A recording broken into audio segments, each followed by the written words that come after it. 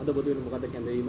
ඇත්තටම 2022 පැවැත්වුණු අවුරුදු උත්සවයක් සම්බන්ධයෙන් තමයි එතනදී අපිත් එක්ක ගත්ත පික්චර් එකක් සම්බන්ධයෙන් තමයි අද අපේ මේ විමර්ශනය සිද්ධ වුණේ.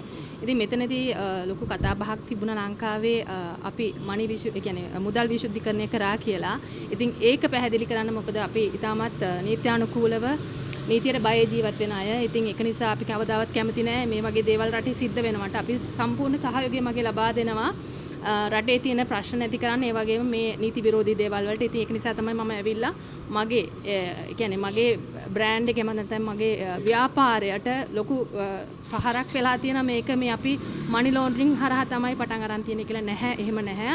මම පටන් ගත්තේ 2017 මගේ ව්‍යාපාරයන් ඒ වගේම මගේ මේ හැම ව්‍යාපාර කටයුත්තක්ම. ඉතින් එදා ඉඳන් මේ වෙනකන් අපි කරපු දේවල් අපි මොන විදියට ගනුදෙනු කළා තියෙන ඒ දේවල් තමයි අද දවසේම අපි මේ විදියට පෙන්වු කරේ.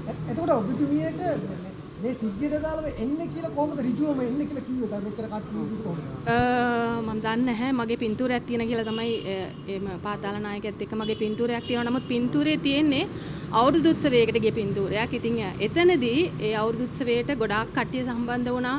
ගොඩාක් නළු නිළිය සම්බන්ධ වුණා. මේ පැවැත්වෙන දැන් මේ දවස්වල කතා බහ වෙන ඒ හැමෝමත් සම්බන්ධ වුණා. ඉතින් එතනදී මම හිතන්නේ මම මේ අවුරුදු උත්සවයට ගියේ මගේ වියදමින් මගේ පවුලත් එක්ක. ඉතින් ඒක නිසා ඒ හැම දෙයක්ම මම ඒගොල්ලන්ට ඔප්පු කරා. ඉතින් මට ගොඩක් සතුටුයි.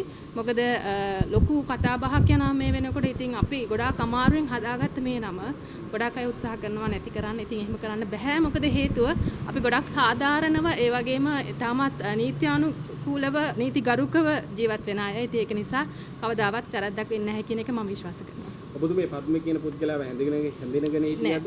නෑ මම කවදාවත් දැනගෙන හිටියේ නෑ. මොකද ඒ අවුරුදු උත්සවයට ලක්ෂ ගාණක් ලංකාවේ ඇවිල්ලා හිටියා. මම පළවෙනි වතාවට තමයි අවුරුදු උත්සවයකට සම්බන්ධ වුණේ. මොකද මම ඩුබායි රටේ ඉගෙන ගත්ත කෙනෙක්. ඩුබායි රටේ වීසා තිබිච්ච කෙනෙක්, රෙසිඩන්ට් වීසා තිබිච්ච කෙනෙක්. ඉතින් එහෙම හිටපු කෙනෙක් ඇත්තටම ඒ වගේ දෙයක් කරයි කියලා හිතන්න අමාරුයි. මොකද හේතුව ගොඩාක් අය කියලා තිබ්බා මම හැමතිස්සෙම ඩුබායි යන්නේ මේගොල්ලන්ව හම්බ වෙන්න කියලා නැහැ. මම 2001 ඉඳලා ඩුබායි යනවා. මොකද හේතුව ඩුබායි රට මගේ දෙවනි ගෙදර වගේ. මොකද හේතුව එහෙ මගේ ව්‍යාපාරයක් තියෙනවා. ඒ වගේම මම එහෙ ඉගෙන ගත්ත නිසා මම ඩුබායි යනවා. ඉතින් මම හිතන්නේ මේ හැම දෙයක්ම ඉතාමත් හොඳින් මම පැහැදිලි කරලා දුන්නා. ඉතින් ගොඩක් සතුටුයි.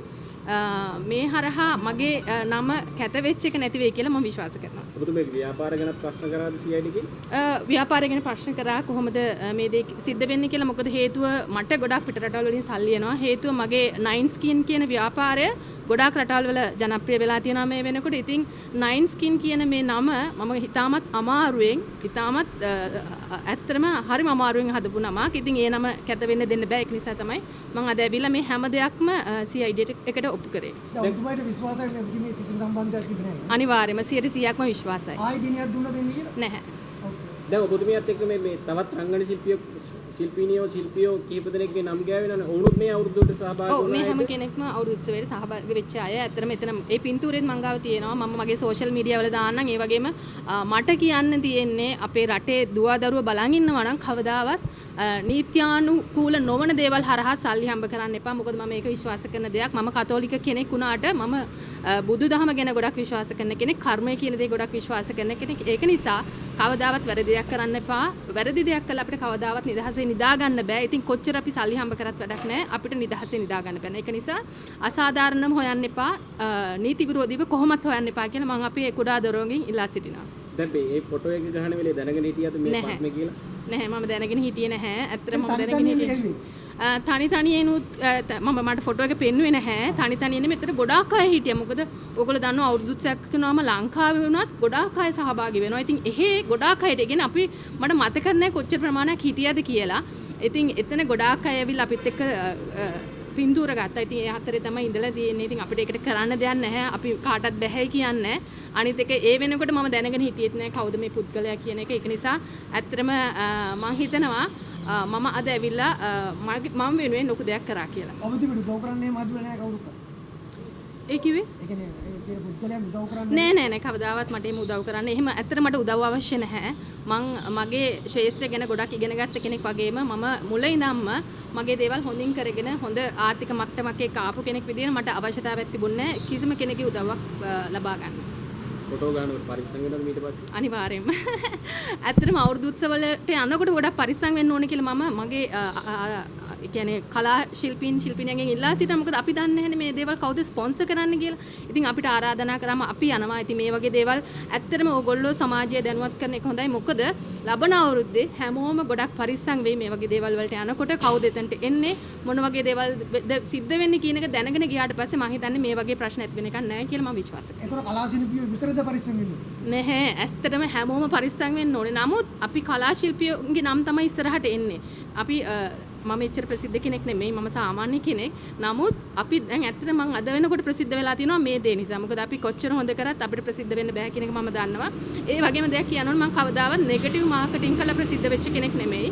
නමුත් මේ නෙගටිව් මාකටිං එකේ මම හිතන්නේ ලොකු ප්‍රසිද්ධියක් ලබා දුන්නා. නමුත් මම හැමෝගෙම ඉල්ලා සිටින්නේ ඕගොල්ලෝ කමෙන්ට්ස් දානකොට එහෙම නැත්නම් යම් කිසි පෝස්ට් එකක් දානකොට පරිස්සම් වෙන්න. මොකද අපි අපේ නම හදාගන්නේ ගොඩාක් අමාරුයි. නමුත් මේ නම දවස් දෙකකින් නැති වෙලා ගියා. නමුත් ඒක මං සිද්ධ වෙන්න ඉඩ දෙන්නේ නැහැ. මොකද මම ගොඩක් ශක්තිමත් කෙනෙක්. ඉතින් මං හිතනවා මට වගේම අනිත් අයටත් එහෙම අසාධාරණයක් නොකර හැමෝම හරි දේ බලලා ඕගොල්ලන්ගේ ඒ කමෙන්ට්ස් එහෙම නැත්නම් ඕගොල්ලන්ගේ පෝස්ට් දානවා නම් අපිට ඉස්සරහට හොඳට ලස්සන රටක් විදියට ලස්සන ජනතාවක් විදියට ඉදිරියට යන්න පුළුවන් වෙයි කියලා. දුරකථන සංවාද තියෙනවා කියලා කිව්වද? එහෙම නැහැ. නැහැ. ඒ කිසි දෙයක් නැහැ. මොකද මම ඒකම දන්නේ නැහැ. කිසි කෙනෙක්ව දන්නේ නැහැ. අනිත් එක එහෙම නොදන්න අයත් එක්ක මම කතාවට යන්නෙත් නැහැ. ඒක නිසා මට ලොකු විශ්වාසයක් තියෙනවා මේ හැම දෙයක්ම හොඳින් සිද්ධ වෙයි කියලා.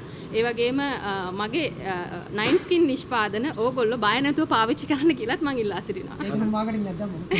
මත් මේ පාවිච්චි කරේ ඒක වෙන්නද? නෑ මම හිතන්නේ ආ පාවිච්චි කරන්න නැති වෙන මොනවා හරි. මොකද මම දන්නේ අපි ඩුබායි වල මට ඒජන්ට් කෙනෙක් ඉන්නවා. අපි ඩුබායි වලට ගොඩාක් යවනවා. ඒගොල්ලෝ පාවිච්චි කරා දන්නේ නැහැ. මොකද ලස්සන වෙලා ඉන්නවයි කියලා මම ෆොටෝස් වල දැක්කා. ඉතින් ඒකින්ද මම දන්නේ නැහැ. හැබැයි මම ඔයගොල්ලෝ හැමෝටම ආරාධනා කරනවා ඕගලන්ටත් මේ 9 ස්කින් ගාලා ලස්සන වෙන්න කියලා. ඒ කියන්නේ පත් මේ හින්දා පුදුමේ ප්‍රශ්නයක් වෙන්නේ නැති වෙයිනේ. නෑ අනිවාර්යෙන්ම නෑ. 100% විශ්වාසයි. හරි thank you.